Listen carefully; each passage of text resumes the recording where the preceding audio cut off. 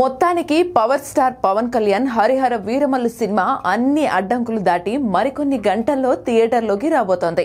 4-5 ఏళ్లుగా షూటింగ్ చేసుకున్న ఈ సినిమాను ఏఎం రత్నం నిర్మించగా ఆయన కుమారుడు ఏఎం జ్యోతి కృష్ణ అలాగే క్రిష్ జాగర్లమూడి దర్శకత్వం వహించారు. నిధి అగర్వాల్, బాబీ డియోల్ ముఖ్య పాత్రలు పోషించారు. లాంగ్ గ్యాప్ తర్వాత వస్తున్న పవన్ కళ్యాణ్ సినిమా కావడంతో క్రేజ్ హై లెవెల్లో ఉండడంతో బయర్స్ కూడా భారీ ధరకు హరిహర రైట్స్ దక్కించుకున్నారు. సౌత్ ఇండియా షాపింగ్ మాల్ లో బ్లాక్ బస్టర్ ఆషాఢం #1 కిలో సేల్. కంచిపట్టు చీరలపై కేజీ కొనండి, కేజీ ఉచితంగా పొందండి.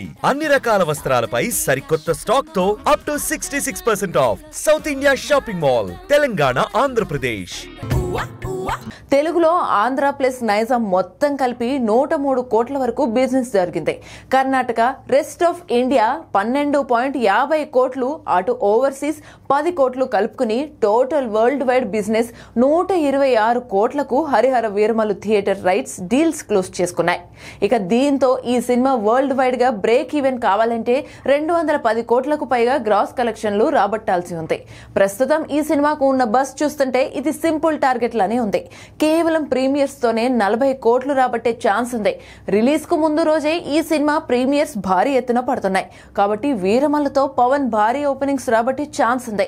ఈ సినిమా రిలీజ్ కు 3-4 రోజుల ముందు పవర్ స్టార్ చేసిన ప్రమోషన్స్ కలిసి వచ్చాయి. సినిమాపై భారీ హైప్ క్రియేట్ అయింది. దీంతో ఫుల్ ఖుషి అవుతున్నారు అభిమానులు.